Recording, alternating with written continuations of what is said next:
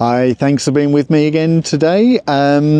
If you're joining me for this conversation, then it's because I'm sure you want to grow spiritually. And you know that if you want to grow spiritually with God, then to a large extent that's dependent on the inputs that we put into our lives. The amount that we prioritize prayer and Bible study and serving other people and quietness and stillness with God and all those kind of spiritual disciplines. I've made lots of videos on those over the years, and I shall no doubt be making lots more. But you know, there are some inputs into our life that actually sabotage our spiritual growth. There are some things we do in life, some habits we have that make it harder to grow as a Christian. And from my experience over the years, I think there's three primary habits that I want to talk about today that are actually acts of self-sabotage when it comes to spiritual growth. You know, it's hard enough to grow as a Christian with the world, the flesh and the devil. Why would we make it even harder for ourselves by engaging with these negative habits? So anyway, let me just outline what they are, and perhaps you can reflect on your own life in the light of what I'm saying today. And the first is negative self-talk. Negative self-talk. I think in our minds, when we talk about ourselves to ourselves, do you know what I mean? We say things to ourselves that if a stranger said them about a family member, one of your family members, you would not let them get away with it. We talk to ourselves so negatively, and we are so harsh and judgmental with ourselves that it's an act of self-sabotage spiritually. The amount of time and energy I spend each day saying negative things to myself that are really horrible. I wouldn't dream of saying these things to my family or my friends or my parishioners. You know, I so often tell myself, Steve, you're such a sinner. God couldn't possibly use you. You're so weak spiritually. You're such a hypocrite. Why would anybody listen to you? You know, you fail all the time, over and over again. What makes you think it's going to be any different in the future? You know, things like that, this kind of negativity that I pour upon myself that I wouldn't dream of pouring on anyone else. Do you do that as well? Do you have a lot of negative self-talk? Well, if you do, then I would say that that is self-sabotage on your own spiritual growth. We would never talk to others like that. So why do we talk to ourselves like that? We focus so much on our sin. We focus so much on our weaknesses. We focus so much on our past failings and mistakes, and we just remind ourselves of them over and over and over again. And you know, the mind believes what you tell it. If you keep telling yourself that, then you will come to believe that negativity about yourself. But you know, it's the devil's lies. That's what it is, because the devil wants you to identify yourself as a weak, useless, fallen sinner. But that's not how God sees you, and you need to change your neural pathways, and we can do that. You know, our brain, there's so much plasticity in our brain. We can change the way we think through practice. And if you are consumed by negative self-talk, then you need to retrain your brain to see yourself not through the devil's lies, but see yourself as God sees you, as a beloved, beautiful child of God, a wonderful, talented, gifted person whom God has chosen to be useful for him and to be loved by him. You need to become your biggest encourager, not your biggest discourager and critic. So this is one of the three habits, I think, that will sabotage your spiritual growth. Probably the key one is negative self-talk. If it's an issue you've got, then it's something I would encourage you really to work on. Secondly, unwise choice of friends. It's quite a hard one, this one. But you know, the truth is, if you hang around fools, you will become a fool. If you hang around wise people, you will become wise. Think about your friendship group. Do they drag you down spiritually? They may be nice people. I'm not saying they're not nice people. They may be lovely friends. But are they dragging you down spiritually?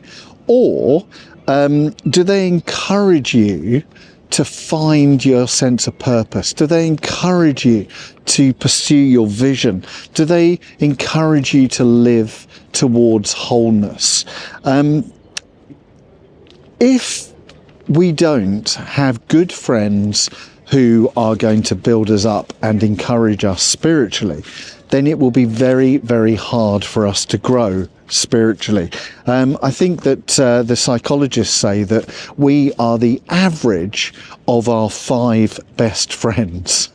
So think about your 5 best friends and think about their good traits and perhaps their bad traits.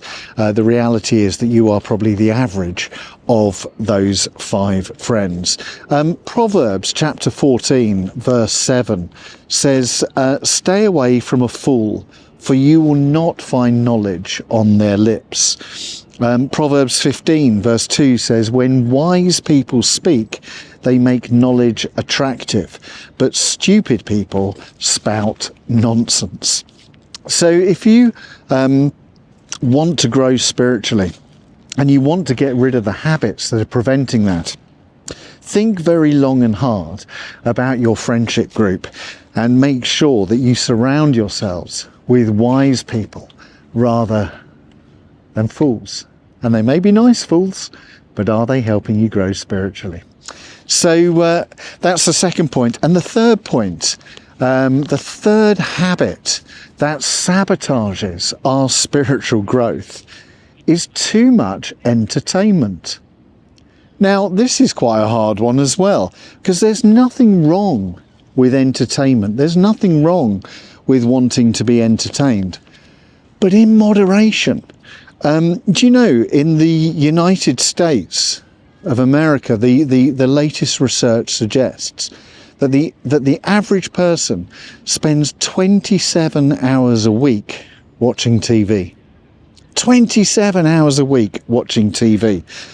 What could they do with that time to do with personal development and spiritual growth if they weren't watching TV?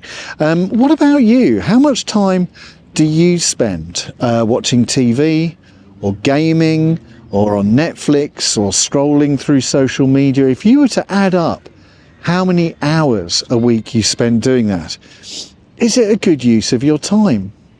Or is it time that could be better spent working towards personal spiritual growth in your relationship with God?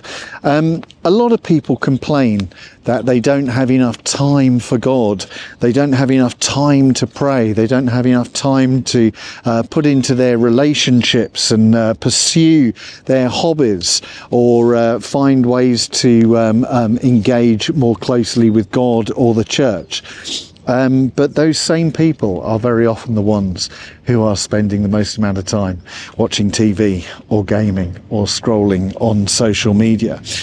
So I would say audit your time and have a really good look at how much time you're spending on entertainment. There's nothing wrong with entertainment. We all like entertainment. Of course we do. But it's about moderation and making sure that we don't allow it to eat into too much of our weekly schedule. And if you find that actually you are spending too much time on entertainment and not personal learning, the fundamental question, of course, is why? Very often we use entertainment as an anesthetic to cover up pain we may feel in our lives, or loneliness, or a lack of direction, or a sense of having been rejected. Quite often, if we have difficulties, emotional difficulties in our life, then we use entertainment to numb the pain as an anaesthetic. So if you are spending too much time watching entertainment, ask yourself why, and see if God will reveal that to you, and then you might be able to work on the foundational reason behind it. Psalm 90 verse 12 says, teach us, God, to number our days so that we may become wise. We need to remember that time is not a sort of it's not infinite in terms of our lifespan. We have a finite lifespan, so we need to use the time that we have here on earth wisely. So very often people will blame outside circumstances for lack of spiritual growth. I'm too busy at work. I've got too many family commitments. The church I go to is really boring. The minister preaches boring sermons, or whatever it is. But actually we need to take responsibility for our own spiritual lives and recognise that to a large extent, lack of spiritual growth is more often than not begins with self-sabotage. So maybe that's been helpful for you to think about. Are you caught up in negative self-talk? Have you got an unwise choice of friends? And do you spend too much time in watching or engaging in entertainment? Sort those three things out first, and then I can guarantee you will begin to grow spiritually. I hope that's been useful for you. Thank you for being with me today. I know you're busy, and I really appreciate all the time you give me whenever you come in for these chats. So have a good rest of the day. I look forward to seeing you again soon. Take care. Bye.